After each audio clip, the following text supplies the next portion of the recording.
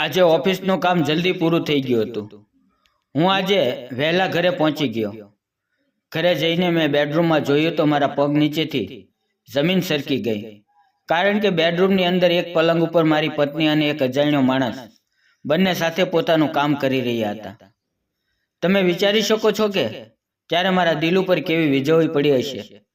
મિત્રો, મારું નામ દિનેશ છે અને મારી ઉંમર 22 વર્ષની છે. આ વાત ત્યારની છે જ્યારે મારી સગાઈ થઈ હતી. મારા મમ્મી પપ્પાએ મારી માટે એક ખૂબ જ સુંદર છોકરી ગોતી હતી અને તે છોકરી મને પણ પસંદ આવી ગઈ. તેનું નામ ટીના હતું. હું નાની એવી કટલેરીની દુકાન ચલાવું છું. 3 દિવસની અંદર મારી સગાઈ હતી. મારા પપ્પાએ મને પૂછ્યું, દીકરા, છોકરી કેવી લાગી? મેં હસતા હસતા કહ્યું, ખૂબ જ સુંદર છે પપ્પા. 2 દિવસ પછી મારી સગાઈનો દિવસ આવ્યો. જ્યારે મેં જોયું કે જેની સાથે મારી સગાઈ થઈ રહી છે તે છોકરી બીજા કોઈ છોકરા સાથે વાત કરી રહી હતી. મેં જઈને પૂછ્યું, કોણ હતું? તેણે મને કહ્યું કે તે મને સગાઈની શુભેચ્છા દેવા માટે આવ્યો હતો. મેં કહ્યું, ઠીક છે. અને પછી સગાઈનો પ્રસંગ પૂરો થયો અને અમારા બંનેના લગ્ન 1 મહિના પછી થવાના હતા. હું નાનપણથી જ ચોપડી વાંચતો હતો અને મેં તેમાંથી શીખ્યું હતું કે સંબંધ કેવા હોય છે. હું હંમેશા એવું વિચારતો હતો કે મારી સારી પત્ની હોય અને અમે બંને એકબીજાને ખૂબ જ પ્યાર કરતા હોઈએ. હું હંમેશા એવા વિચારોની અંદર ખોવાયેલો રહેતો. 1 મહિનો ક્યારે જતો રહ્યો ખબર જ ન પડી અને લગ્નનો સમય થઈ ગયો. મારો પરિવાર અને હું ખૂબ જ ખુશ હતા કારણ કે ઘરમાં નવી નવી દુલ્હન આવેલી હતી. પહેલી રાત એટલે કે સુહાગ રાત ખૂબ જ સારી રીતે પસાર થઈ ગઈ. મને ખૂબ જ સારું લાગ્યું અને મારી પત્નીને પણ ખૂબ જ આનંદ આવ્યો. હવે રોજ અમે એકબીજા સાથે આમ જ હસી ખુશીથી સમય વિતાવતા હતા.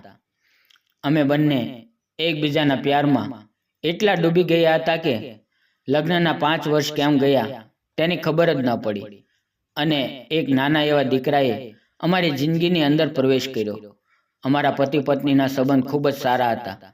મેં મારી પત્નીને ખૂબ જ પ્રેમ આપ્યો અને દુનિયાની બધી ખુશી આપી જે એક પતિ પોતાની પત્નીને દેવી જોઈએ.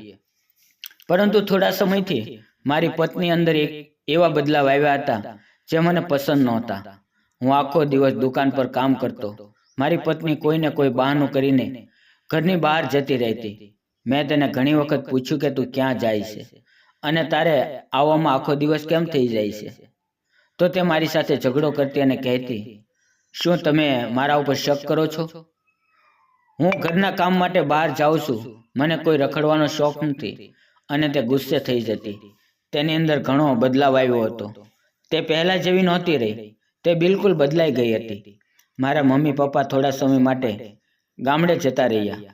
હું સવારે કામ ઉપર જતો રહેતો અને મારી પત્ની આખો દિવસ ઘરે એકલી રહેતી. આમ જ 7 દિવસ વીતી ગયા અને પછી એક દિવસ એવો આવ્યો કે મારી જિંદગી બરબાદ થઈ ગઈ. આજે મારે દુકાનનું કામ જલ્દી પૂરું થઈ ગયું હતું. હું સમય કરતાં પહેલા ઘરે આવી ગયો અને જ્યારે મેં ઘરે જઈને મારા બેડરૂમમાં જોયું તો એક જ પલંગ ઉપર મારી પત્ની અને અજાણ્યો માણસ પોતાનું કામ કરી રહ્યા હતા. હું ગુસ્સામાં આવીને બંનેને પકડ્યા અને તે માણસને માર્યો. જ્યારે મેં તેનો ચહેરો જોયો તો મને યાદ આવ્યું કે આ એ જ છોકરો છે જે મારી સગાઈના દિવસે મારી પત્ની સાથે વાત કરતો હતો. આજે તે મારા ઘરમાં ઘૂસીને મારી પત્ની સાથે. મેં વિચાર્યું કે તે માણસને ખતમ કરી દઉં, પરંતુ તે ભાગી ગયો. પછી હું મારી પત્ની ઉપર તૂટી પડ્યો. મેં તેને 3-4 થપ્પડ મારી અને મેં તેને કહ્યું, શું મારા પ્રેમમાં કોઈ કમી હતી અને તું આવી ક્યારથી થઈ ગઈ? મેં તને એટલો પ્યાર આપ્યો અને તે મને દગો કર્યો. તને શરમ ન આવી? પરંતુ એ પછી જ્યારે તેણે જે કહ્યું તે સાંભળીને મને ચક્કર આવવા લાગ્યા. મને લાગ્યું કે કોઈ પણ મહિલાને આટલો બધો પ્રેમ કરવો ન જોઈએ. તેણે કહ્યું, તું મને શું સમજે છે? હું તારી સાથે પ્રેમ કરું છું. હું તારી સાથે નહીં, પણ હું તે આદમી સાથે પ્રેમ કરું છું અને હું લગ્ન પહેલા પણ તેને પ્રેમ કરતી હતી. તને ખ્યાલ છે, સગાઈના દિવસે તે ત્યારે આવ્યો હતો કારણ કે મેં તેને બોલાવ્યો હતો અને મેં તેને ત્યારે કહ્યું હતું કે હું લગ્ન કરી રહી છું અને તું ત્યાં મારા ઘરે આવજે. હું તને મળતી રહીશ. પછી અમે બંને હંમેશા ચોરી છુપાઈને મળતા હતા. મારી પત્ની બોલી રહી હતી અને હું સાંભળી રહ્યો હતો. મારી આંખોમાંથી આંસુ પડવા લાગ્યા. મારી જિંદગીના બધા સપના તૂટી ગયા હતા. મેં તેને કહ્યું, જો તું બીજા કોઈને પ્રેમ કરતી હતી તો મારી સાથે લગ્ન શા માટે કર્યા? મારી જિંદગી બગાડવા માટે? એ તો બધું ઠીક છે, પણ બચ્ચું થયા પછી પણ તે બધું શરૂ રાખ્યું? હું તને ક્યારેય માફ નહીં કરું. ત્યારે મારી પત્નીએ કહ્યું, દિનેશ, આ બચ્ચું તારું નથી, કારણ કે હું લગ્ન પહેલા પ્રેગ્નેન્ટ હતી અને આ છોકરાનો બાપ પહેલો આદમી છે. મારી પત્નીની વાત સાંભળીને મને ખૂબ જ ગુસ્સો આવ્યો અને મેં તેને મારી જિંદગીમાંથી બહાર કરી દીધી. મેં પોલીસને બોલાવી અને તેને પોલીસને હવાલે કરી દીધી. પોલીસે મારી પાસે સબૂત માંગ્યા.